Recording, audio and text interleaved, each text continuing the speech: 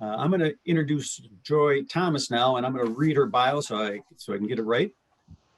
Joi Thomas joined the University of Minnesota Athletics Department in October of 2017 with over 15 years of collegiate athletic experience. In her role as the Senior Associate Athletics Director for Health and Performance, she provides leadership for the athletic medicine, athletic performance, sports nutrition, and the contractive medical and psychological services of the department while serving as a member of the senior management team.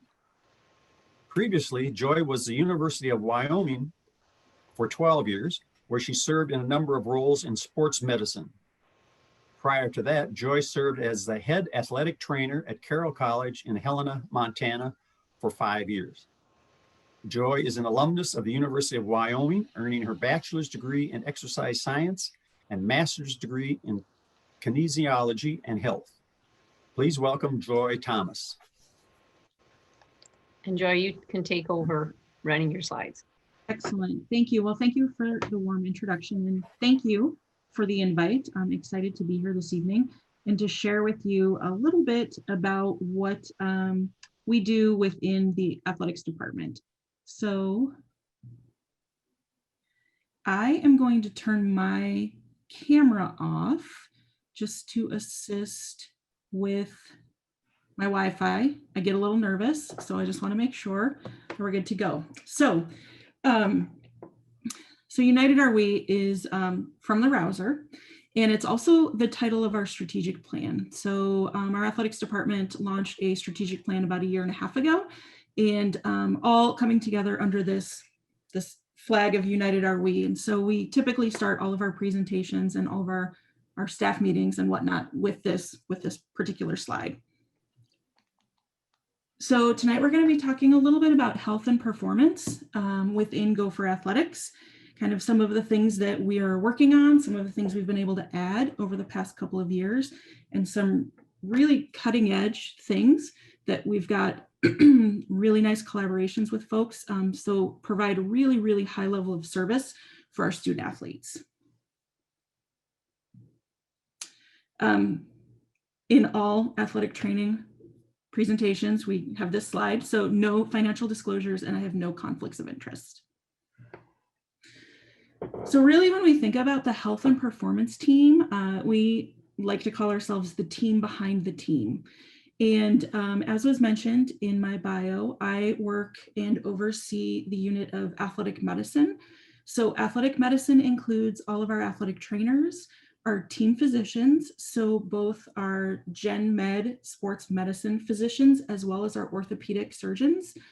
We work with a number of physical therapists, chiropractors, massage therapists, and then through the mHealth system, we have access to a huge amount of specialists in all of the areas that we may need.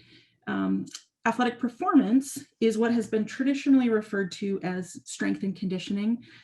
So within our athletic performance unit, we have our strength coaches. We also work with a number of exercise physiologists, and we have the opportunity to also work with some biomechanists. Sports nutrition is typically our registered dietitians, as well as some of our student interns. And then with sports psychology, we actually have contracted with a private practice. And within athletics, over the past 5 or 10 years, there's really been a huge growth in sports psychology and the influence and the addition of psychologists to athletic departments.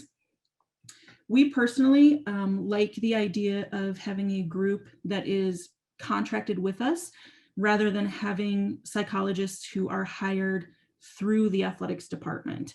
The group that we work with, they're a diverse group and they're a large group. And so that really helps us in terms of finding the right psychologist to work with our student athletes to really find a connection and to really kind of give us an added layer of protection. And I'll talk a little bit more about this in a couple of slides, but this idea of finding a way to make sure that we're taking kind of the health and performance side and the medical side and creating a layer of separation so that the student athletes can feel comfortable knowing kind of where their information is going and how decisions are being made.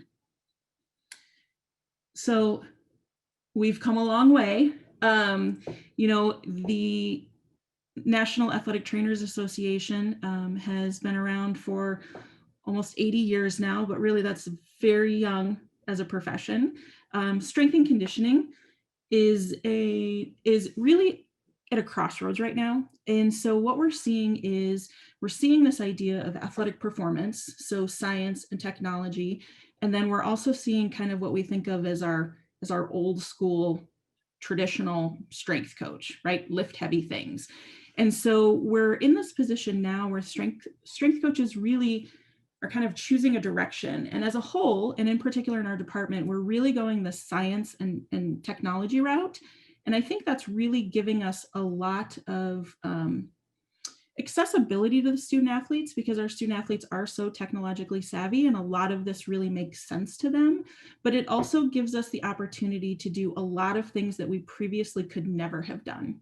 And so we'll talk a little bit more about, you know, athletic performance and strength and conditioning in particular when we start talking about all of the technologies that we're kind of incorporating. But really, I expect to see just on the national front, strength and conditioning really start taking more of a role front and center in terms of performance. So I always like to use these slides because it's important to, I guess, to get a sense of really how many folks are a part of the program. And so this is our athletic medicine organizational chart. So these are our athletic trainers. All of our athletic trainers have an additional reporting line to Dr. Brad Nelson. So he's our chief medical director. So all of the athletic trainers have a reporting line to me as well as to Dr. Nelson. And it's important to note that Dr. Nelson reports directly to President Gable. And so he has no reporting lines within athletics. So several years ago, there was an interesting study that came out, and it talked to football athletic trainers, and it was done anonymously. But the question was, do you feel pressure from your coaches to make medical decisions? And in particular, they were talking about concussions. And this survey was very, very eye-opening for the NCAA because a significant majority of athletic trainers reported that they did in fact feel pressure from the coaches in their medical decision-making and in clearing student athletes. So the NCAA several years ago put an actual bylaw into place. And this bylaw recognizes what they call the autonomous medical authority of the team physicians and the athletic trainers. And because it's in place as a bylaw, technically, if a coach or an administrator or anyone in the department is trying to influence the medical decision-making, we've committed a compliance violation. And so that's why the NCAA put this in place as a bylaw. Additionally, something that we've done, and I'm very, very fortunate in my career, I've worked for a number of really good athletic directors, and Director Coyle is very, very supportive of athletic medicine, has a really nice working relationship with Dr. Nelson and with all of our physicians. And so we have in our coaching contracts, we have worked with OGC. And so a violation of this bylaw would be cause for termination of a contract. So interfering in medical decision-making is cause for termination within our department. Not a lot of departments across the country are set up that way. More and more are going in that direction, but there still is sometimes this kind of perceived pressure. And so it's been really important for us that we come up with a way that we do not have that perceived pressure. You'll also see with this group several layers. So we do have a couple of graduate assistants. So one of the things that's really important to us in our unit is really a lot of mentoring, guiding, and kind of promoting from within. And so it's a really nice opportunity that all of our athletic trainers then have the opportunity to also teach in terms of clinical practice. So not teaching in a classroom, but working with students, working with interns, working with graduate assistants to kind of keep pushing the profession forward. So in addition to this, We also have our athletic performance team. So when we look at our athletic performance team, it's broken into Olympic and football. So we'll look at football here in a moment. So Olympic is basically all of our sports other than football. So our director for our Olympic athletic performance is Sarah Wiley. She's an associate AD for Olympic athletic performance. She's been here at the university for over 24 years. She is one of the only women to have been awarded the National Strength and Conditioning Coach of the Year Award from the NSCA, which is their certifying body. So we have a phenomenally experienced and just brilliant staff. So all of these athletic performance coaches work with, again, all of our teams except for football. And then you'll also see on the right side of the screen, our director of sports nutrition. So sports nutrition is another area that's really kind of exploded in the last 10 years or so. In particular, with what we call training table, with the, different meals. The NCAA has done quite a bit in terms of, they call it deregulating. So deregulating what you can and can't feed an athlete. That was a long time in coming. There's a number of compliance rules that used to be in place. So for example, I could feed a student athlete a bagel, but if I put peanut butter on the bagel, it became a meal. And so we couldn't serve it. So there was just a lot of really small nuances that it was important for us to kind of work through. So sports nutrition in particular, since the NCAA has deregulated the way you can feed student athletes, has really taken off. So Tommy Jensen is our director of sports nutrition. We are lucky to have him. We stole him from Major League Soccer. He has really, really great experience at the collegiate level as well as at the professional level. And so he's really been able to take our program to the next level. And then when we look at football, what you'll notice here is the football athletic performance structure includes a reporting line to my position. So this is very new. This has only been in place for a few years, and we are one of a few schools that do this. There are not very many. So typically when we think about the football strength coach or the director of football athletic performance, it's on par with what a head football coach would have in terms of his offensive and defensive coordinator. So typically the strength coach or the director of football performance is very closely tied with that coach. We felt that it's really important to have this dual reporting line because then it moves the strength and conditioning group in with the rest of our structure. So it gives them a little bit of support. They have more collaboration opportunities, and it also kind of keeps them in the loop with everything else that's going on with our Olympic sports in particular.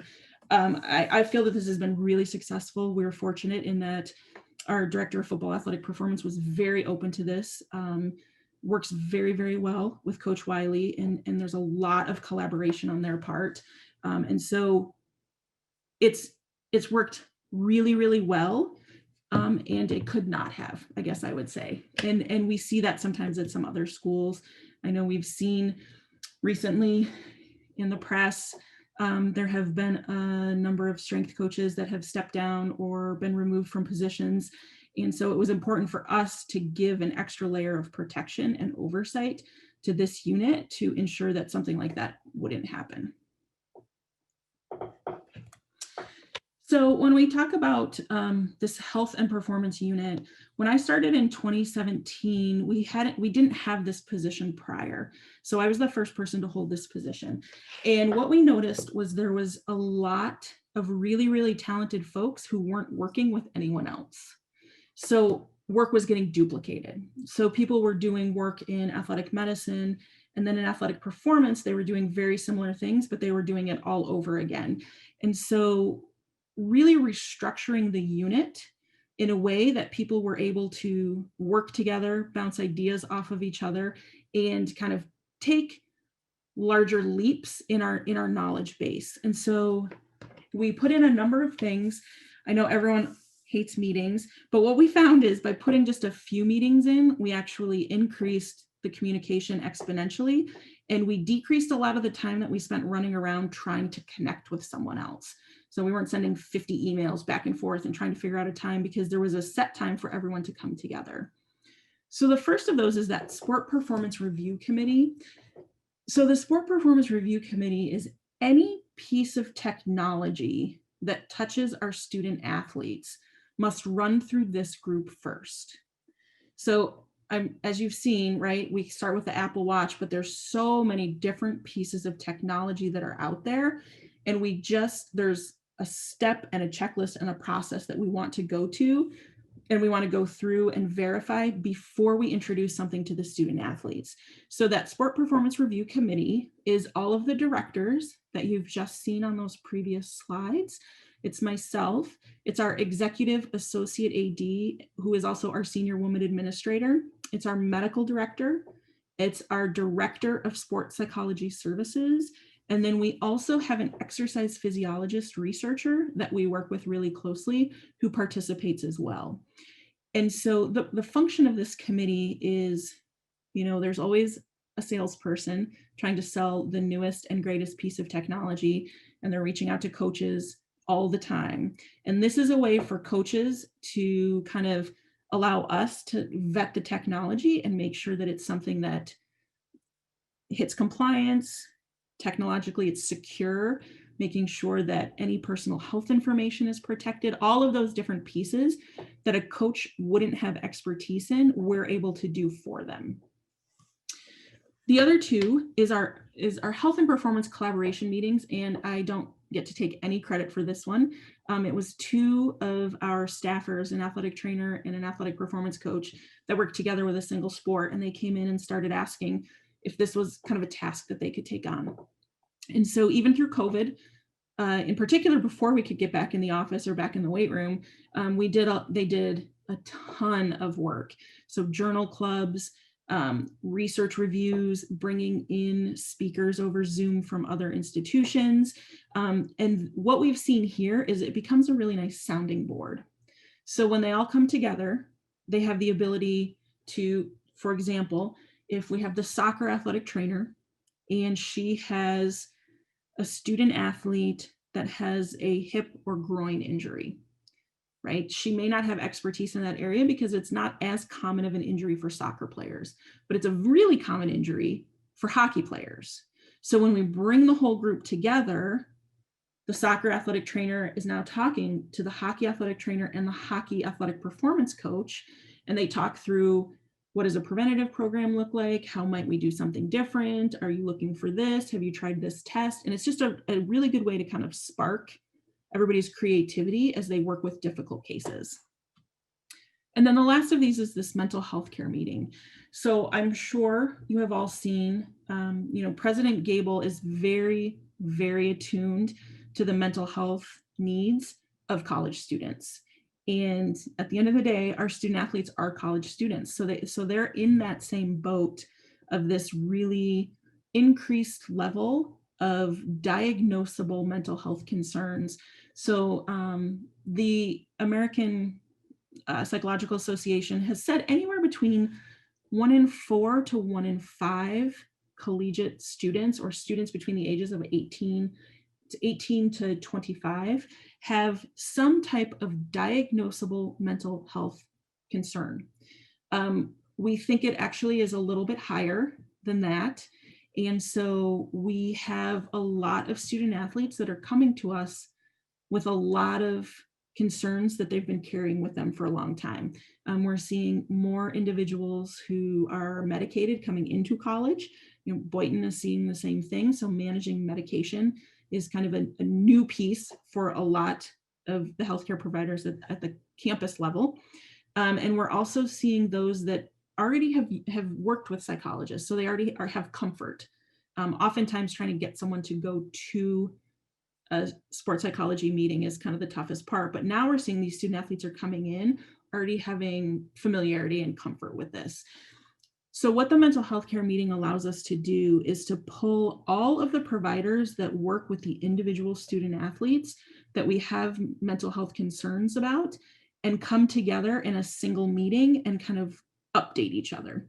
So like I said, making meetings to actually decrease the time it takes to communicate sounds very counterintuitive. But for example, if we have a student athlete who is on a certain medication and they've just started, so they're trying to figure out if it works or not. The physician, before these meetings, the physician would then send a note in the chart to the athletic trainer and to the sports psychologist that they're seeing. Then the sports psychologist, after they had their meeting and they had some updates, they would then email back or they try to schedule a call. And then it was just a lot of back and forth without real opportunities to discuss. And so these mental health care meetings have been really, really effective in just helping everyone come together and everyone discuss the issue at a single moment versus trying to spread it out over emails over the course of a week. And then finally, everything we do, we're looking at this best practices and evidence-based guidelines. It's really important for us that we do things that work, but we do things that are right. And so using these best practices and this evidence-based, sometimes we call it evidence-informed, but really having set guidelines that we allow folks to be creative within, but setting up, over the past 2 years, 3 years now, we've reviewed and updated every policy and procedure within our unit. That's a lot. We're still, continuing to update a few of them, but we've looked at every single thing that we have in our unit in terms of policies and procedures.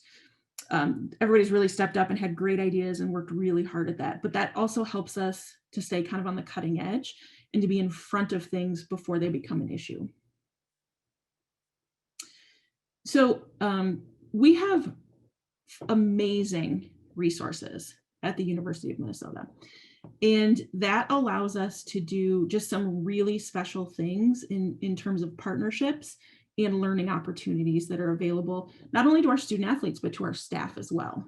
So the School of Physical Therapy is one. I actually have a couple slides here that we're going to talk about in a minute, because that has really become a really vital collaboration for us. They've been phenomenal to work with. They bring so much value. And so that's been really, really a great partnership.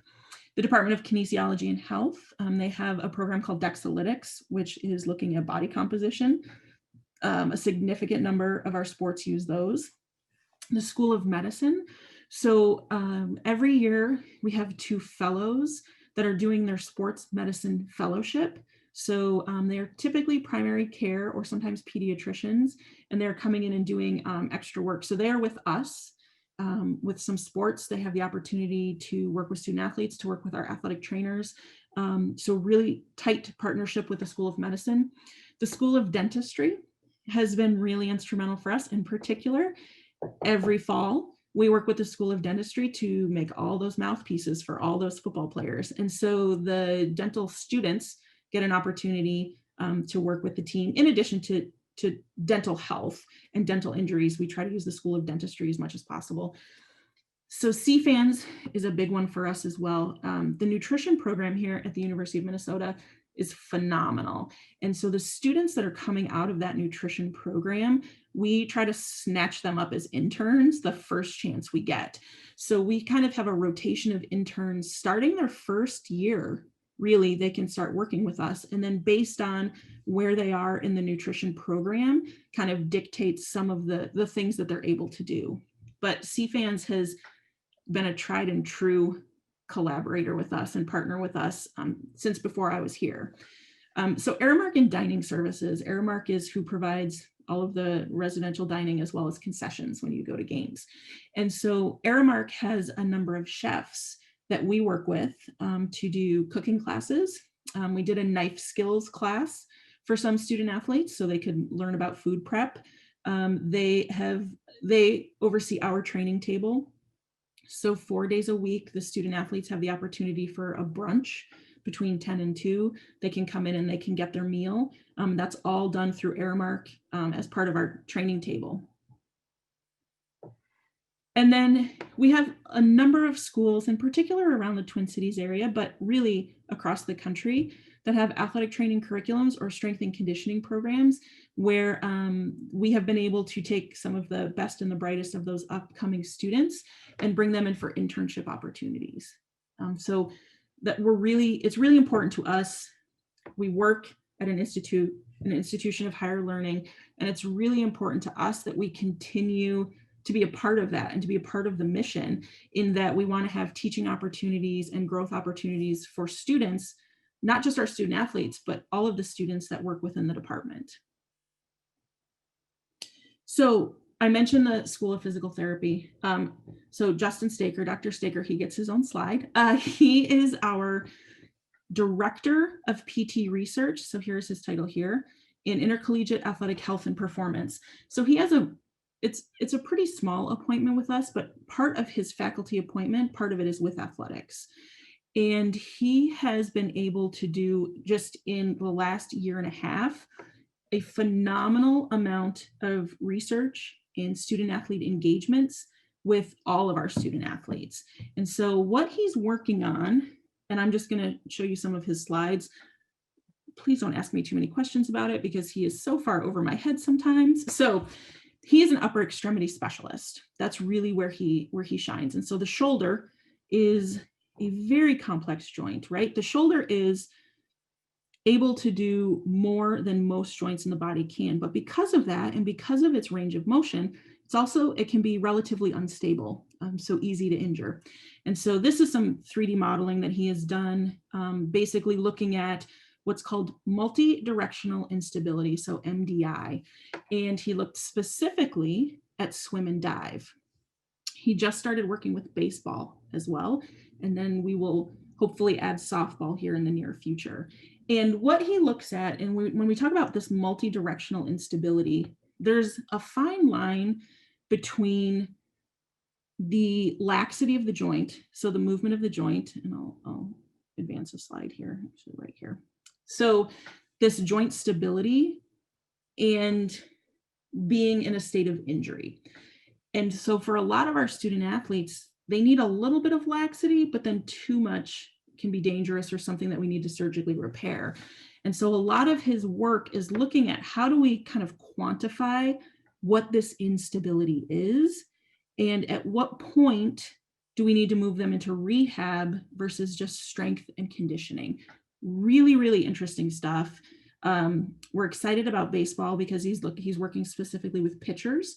And so if you think about the pitching motion, like biomechanically, it's one of the most difficult and taxing motions on the body, because you have to think about that change in direction, right? You're going from 0 to 90 miles an hour in some folks and stopping. And then you're changing direction and you're going 0 to 90 miles an hour again on the follow through.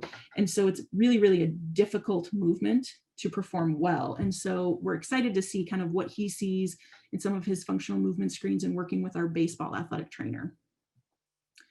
So far, what he's been able to do really just in the past year and a half is he's had a manuscript submitted, and that includes our athletic trainers, as well as one of our team docs, one of Justin's students, and then some of the PT students. And right here, when he's talking about this 70+ athlete engagements, so all of the research that's done, we take back to the student athlete. So we're not going to approve research unless it has a direct impact on the student athlete and the student athlete is comfortable doing it. So all of the student athletes that participated had individual meetings walking through all of the results of their work. So far, they've been able to do 2 national presentations, 2 regional presentations, as well as submitting a grant proposal. So like I said, this partnership started very, very small and has quickly become really, really important for us. So shifting gears a little bit, as we look at some of the technologies that we have available, we have a number of things on here, and I want to show you. So force plate testing, and we'll take a look at this in a minute. So force plate testing is one of our technologies that we use completely across the board. So all of our sports use force plate testing in some way. And I have a couple of slides where we can take a look at what we're actually doing with our force plate testing, but we're looking for asymmetry. And I'll explain that in a moment. The other one that really is both rehab as well as training is this underwater treadmill and our anti-gravity treadmills. And where those are really, really important is for cross country. So cross country is able to cross train on these pieces of equipment, and they are able to keep their training up while decreasing the load on the lower extremity, like the pounding of the running over and over and over again. They can cross train with both of these. These 2 pieces of technology are also used really quite a bit in rehab. So the good thing about an underwater treadmill is as you're recovering from, let's say, knee surgery, as soon as the sutures are closed and we get the okay on range of motion, you can at least get in the water and walk on the treadmill. Because once you hit about shoulder, like right below your shoulders in the water, the actual amount of body weight force is less than like 20 to 30% of your true body weight. So this is a way for folks to get moving right after surgery in a way that doesn't cause damage to the graft, for example, in an ACL. So those are just a couple of them. And then I'm going to show you Catapult. So Catapult was developed by for the NFL, essentially. If you watch soccer and you watch World Cup, you may see with men's soccer, it looks like a black halter top that they wear under their jerseys. And then on the back, there's like this little, we call it a puck. And what it is, it's actually a GPS tracker. And what it allows us to do is to track and keep track of what the workload and the intensity are. So what I have in front of us here is these bars right here is workload by position. So all D linemen, all offensive linemen, all running backs, all tight ends, all of that is aggregated by their position. And we can see what a Tuesday practice, for example, looked like in terms of their workload. Then what we have over here is based on the practice period. So the bars are the average workload in a practice period. This yellow faint line with these dots is this individual on a certain day. So when he's way down here and the bar is way up here, he's well below kind of what the traditional workload at that time is. But then you can see up here, right, he's well above where we'd see the workload. And so we use this to track, in particular, recovery. So if we've got an individual with potentially an injury, or we're bringing someone back from an injury, we use Catapult quite a bit to see where they sit. So if someone says to you, you can be at 70% of full go, well, what does 70% mean, right? Well, now we know because we have Catapult and we have this GPS. One of our football athletic performance coaches is just so very well versed in this, and he's able to just do incredible things. And so he's able to create practice averages, both of these, the workload by position or the workload and intensity practice period, and have those for Coach Fleck on a daily basis. And so they can take a look at, okay, what does it look like? Do we need to ramp it up a little bit? Do we need to back it down a little bit? Do the guys look tired? So we got to figure out, is the workload too high? All of those things can be a part of that conversation. This is, don't try to read this. The only thing I wanted to show you by this picture is all of the different metrics that are available. And in particular, all of these bright colors here. So so over here, we've just covered up who the players are. So red is significantly above the average. Blue or green is significantly below the average. And because Catapult is used by so many schools, this is actually a Big Ten starter average. So a person who starts within any of the Big Ten schools at a certain position. So we code everyone by their position. So this person up top here was over 200% above what a Big Ten starter on average would be doing for workload. So that's just some of the things that we can do. It's a lot of information. So I just wanted to kind of show you basically the color coding of it. One of the other things that we have done is there's something called a Whoop band. So baseball tracks quite a bit in terms of recovery. And so this Whoop band looks a lot like an Apple Watch, I would say, but it's a little bit closer to the skin. It's a little bit smaller and sleeker, so you don't notice it as much. But what it helps you determine is, from your individual baseline, how are you doing, right? So for example, when we talk about day strain, it talks about things like how many workouts did you have that day? Heart rate variability is how often did you have an increased heart rate? Resting heart rate, where is it sitting, your sleep efficiency. So if you're wearing this when you sleep and you toss and turn quite a bit, your sleep efficiency goes down. The hours of sleep, so they kind of just take you from when you're prone or laying in the bed. So if you're laying there awake and not flipping around, sometimes it can get a little off. So that's why it's only based on yourself. It's not based on anyone else. Consistency, are you going to bed at the same time or getting up at the same time in the morning? Sleep performance, I love that phrase, because if you make anything about performance or competition for our student athletes, they're all in. So how good are your habits basically for sleep?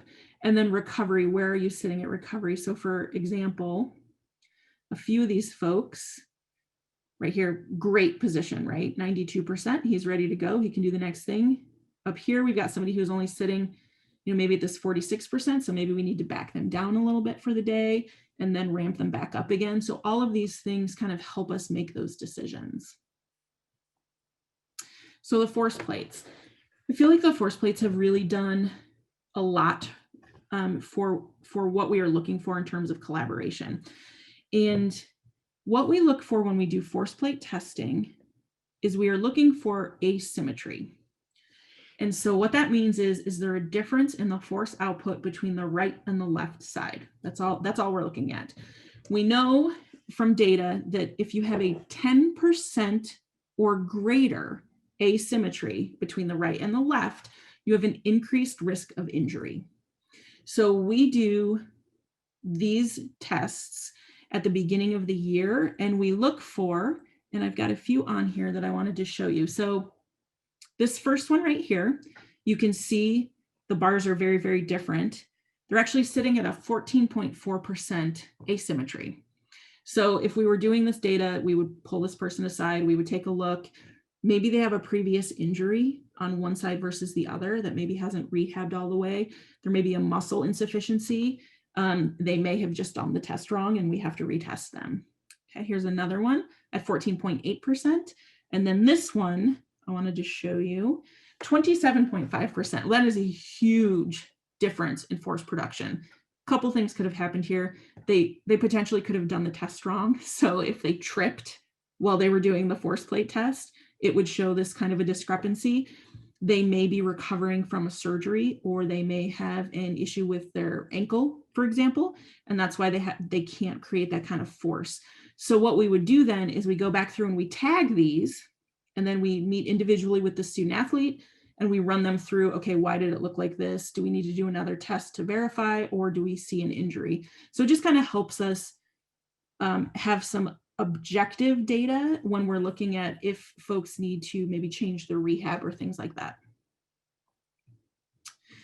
And then the last thing I'm going to show you is some of the technology that we use in rehab. So these shorts, so this is the puck that I was talking about in the Catapult. These shorts also have the puck for GPS, and then they have sensors within the shorts themselves. You can do shorts or you can do tights, so full length. And what they track is muscle force production and activation. And so, for example, this individual is 3 months post-operation on his ACL, so post-op ACL. And what you want is to be within, you do not want to be greater than 20% in terms of your muscle imbalances, right? So we see right here that is not the case for this individual. And so when we look up here, we see a 48% imbalance in the glutes. And we see almost 31% on what we call the inner quad, and then a 23, so we're getting closer on this outer quad. Really great on hamstrings, right? So we know from this how we need to change this individual's rehab and how we need to work on what we call glute activation. So we would be doing a lot more single-legged things. We would be doing some functional movement. We would be doing some activation type activities with them. And then we would continue to track it. So same individual, now it's 6 months. Things are looking a lot better. So we're gonna, if you can see this little dot right here, still pretty glute heavy, right? But if we look anterior to posterior, so that's front to back, really close. When we get down here though, our glute to hamstring ratio, again, you see a decent gap between the two. And just so you can see the same thing again, really other than glutes for some reason at this point, probably some activation issues, but everything else is really starting to line up nicely. And then what they also allow you to do is show you if you've hit your goals over a week. So here, these muscle imbalances like we just looked at, Thursday, Friday, Saturday, this individual was just not getting it, right? We were still seeing imbalances that were above 20%, but then on Sunday, he hit it. And so that's why it's green here. The other is this glute contribution of at least 20%. This person has been doing all of their activation exercises. And as you can see, they've hit their mark day after day after day. So this is really helpful for the student athlete to visualize what's going on and what they're seeing. And so that's really, really helpful. And then the last thing I just want to share with you is our Dr. Nelson, who is our medical director. This is kind of how we spot check technology, right? So when someone brings us something, this is where we start. And the first is it safe, reasonable, and sustainable? And what we mean by that is it compliance, right? So it meets all of the NCAA, it meets all of the USOC, and it meets all of WADA, which is the World Anti-Doping Association. So does it meet all of those guidelines? If it does, then we move to does it work? The reason we do that is because there's a lot of things that quote unquote work, but they're not safe, reasonable, or sustainable. Steroids work, right? If steroids didn't work, we wouldn't need to make them banned because no one would use them. So they work, they're just not safe, reasonable, and sustainable. So that's why we take the questions in this order. And then the third thing that we always ask ourselves is, does it pass the CNN test? If there was a single headline about this piece of technology, would you be like, oh, that sounds interesting? Or would you be like, ooh, that sounds concerning? And so we kind of use that phrase, we joke about the CNN test. If you look at it just briefly, without a background knowledge, what does it look like to you? And so that's kind of what we use when we're breaking down all of our technology. So again, I just have some special things here and then we can go to questions. So these are some of the individuals that helped us put together this presentation, in particular with the different pieces of rehab that they use. And at this time, I'm actually going to stop sharing my screen so I can turn my video back on and I can take any questions.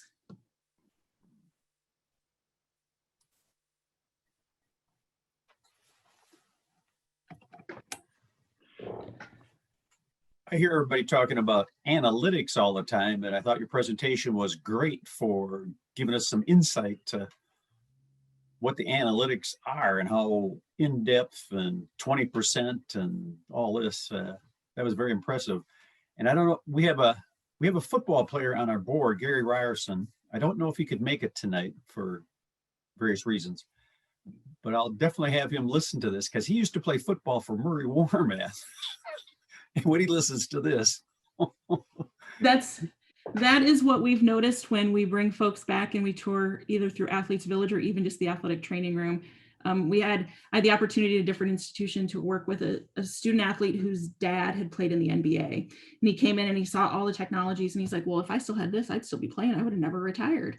And so it's when everybody comes back to visit, they're always pretty surprised at how quickly and how far we've come in a lot of our advancements.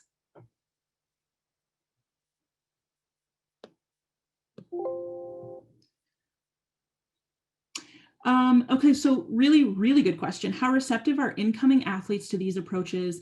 Do they exist at the club or high school level? Great question.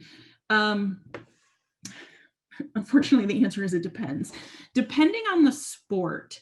So really interestingly, baseball is really on the front end of a lot of technology, which is interesting. If you've worked with baseball, they have a lot of old school ideas, but they also have this really new school technology. We're really fortunate. 14. Coach Anderson, really on the front line of this. He obviously has contacts in Major League Baseball. So if they're coming from baseball and often the hockey world, they're a little bit more comfortable with some of these technologies. There are not as many in some of your other team sports or your large team sports because it can be really cost prohibitive, especially at the high school level. the one thing that no one is required to use any of these technologies. So if a person is uncomfortable and they choose not to, that's okay. And no one gets in trouble. There's no reason. You can, it's not held against you in any way, shape, or form. So if you have discomfort with any of the technologies, and we have some folks who maybe start with one and they're like, I'm not comfortable with this. Again, no retaliation. They don't get in trouble. It's all voluntary for them to wear it. Oftentimes the incoming student athletes think it's kind of cool. They get really excited. They can see their data, right? Because you get to see, you see what you look like on film when you play, but now you get to see all of this data about your just everyday and what things look like every day. So often they're really, really receptive. So I saw another question. How does this compare to other Big Ten schools? Yeah, so, it's really interesting because we do a lot with not as much maybe as some of our counterparts, if you look at the Ohio States of the world and things like that. But really, I believe, and of course I am biased, I believe that the system that we've set up and the way that we all work together is pretty unique in that oftentimes you have football, you have men's and women's basketball, and you have everyone else, right? And so we've developed a program where everyone works together, where our football strength coach goes over and may watch softball lift because softball is working that day with Coach Wiley. And so that is where I think our biggest strength comes from. And we do not see that in a lot of the other Big Ten institutions. Strength coaches are pretty secretive. They don't want anyone to know their secrets. They don't want anyone to know their, what they're doing. So in that respect, I think that we are ahead of most of our Big Ten counterparts. Let's see. Had John Anderson come and talk to us twice, and he talks about technology and the good aspects and bad aspects. Well, one of the bad aspects, he says, is after a game, the player will have 20 messages from his other friends, high school coaches, mentors, or whatever. And he has to remind them, I'm your coach. Not all these guys sending you texts and emails. And so yep. Yeah. Good and bad. It is. And, nobody is ever an expert in your own house, right? So if somebody is talking to you from outside, we see that a lot when our student athletes are kind of at the end of their eligibility and they're getting ready to look at going pro, right? And they start working with folks who are billing themselves as trainers and things like that. And oftentimes they'll come back and they'll be like, oh, coach, I should have just stayed with you. But you're never an expert in your own house. So sometimes they got to leave to kind of come back to you. One of the questions was about budget cuts. So yes, budget cuts will impact our department. What we really have tried to focus on is investing in technologies that aren't just single sport. So we've really tried for the force plates, for example, by spending the money that we spent on the force plates, we were able to touch all 25 sports, not one. So Catapult with that football uses, men's and women's hockey uses it, can use it. I know men's hockey uses it a little bit more than women's. We have had some success with soccer, but not as much. And so we've been kind of moving it around to see what other team sports could benefit from it. For example, heart rate monitoring. We do heart rate monitoring with men's basketball. Well, the same company that we have that contract with, we also have with rowing and with track and field. So it's really about consolidating our resources as much as possible and then letting some things go. So we have let a few things go to the side that we will hopefully pick up. But at this time, we still can do everything that we need to do without that individual piece.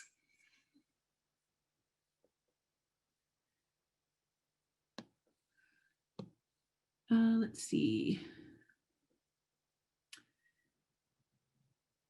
Question here. About the educational path, and then I'll come back to this, the football weight training session. So so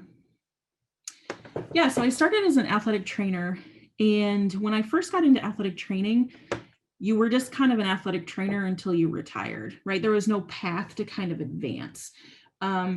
I was fortunate enough that I've had some really, really great mentors along the way, and I've been able to kind of expand where some of my interests have been. And so it was really helpful for me, for example, when I was in my undergrad, I did a strength and conditioning internship with a strength coach that is still a close mentor, right?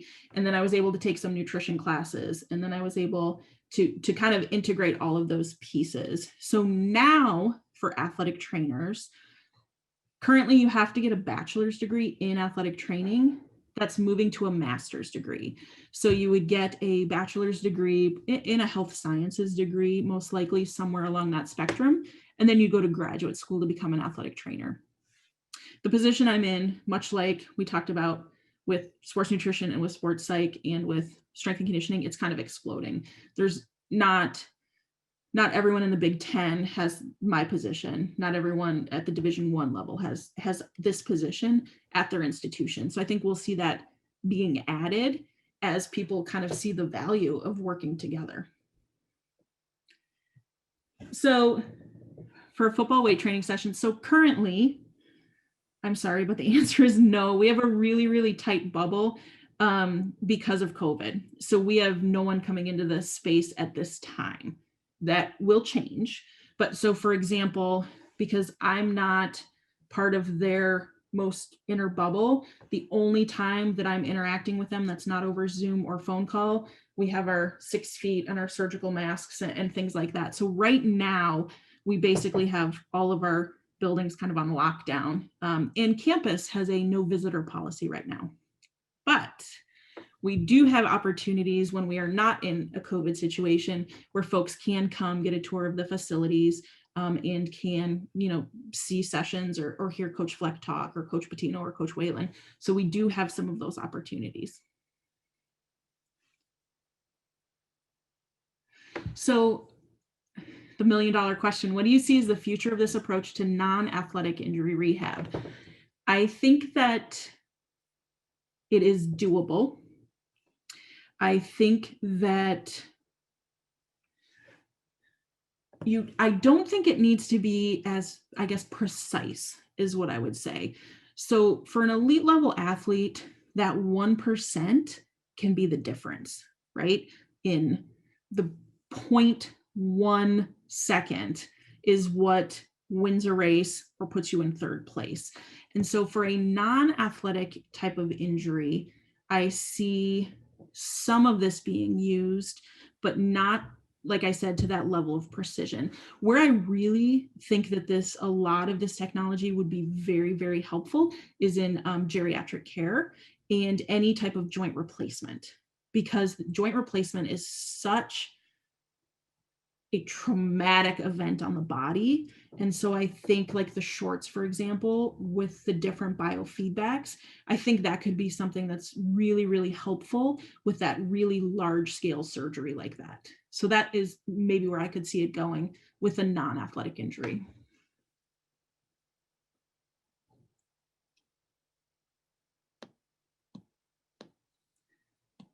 So I think those are all the questions. If anybody has anything else.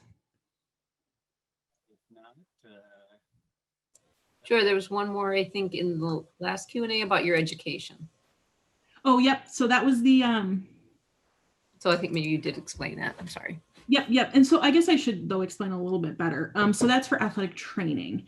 So for medical school, there's sports medicine, general practice called like a sports medicine residency. So you have a specialization for individuals who are looking at physical therapy, and in particular sport-related physical therapy. That's actually a doctorate now. And for other groups that work with us medically, I'm a physician's assistant. We often work with physician's assistants, registered nurses who have specialization in sport. So there's a lot of different routes, I would say, to get to kind of that end game in sport.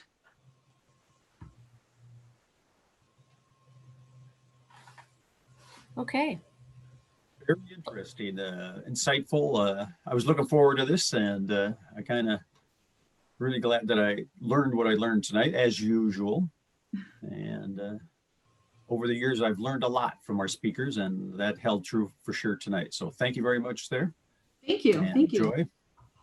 And so I think that's the end for tonight. We should look forward to the next thing that I have coming up will be the Zoom football game watch. So look at your emails and we get closer to the game, which is on December 5th. Is that correct, Bill?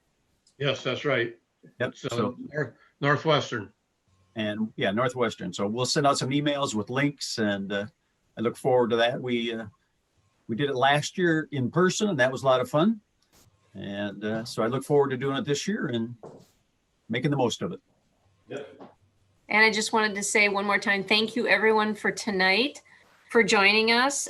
This has been recorded, so it will be coming out to you in an email, and so you can watch all of it again. And there will be a quick survey if you can just answer that. Or if you do have any questions, you can go directly to Brittany Jameson, our Director of Minnesota Engagement, and her email is right there. And thank you so much for Dakota County and all that you do for the state. And thank you again for everyone for joining us, and hope you have a great night.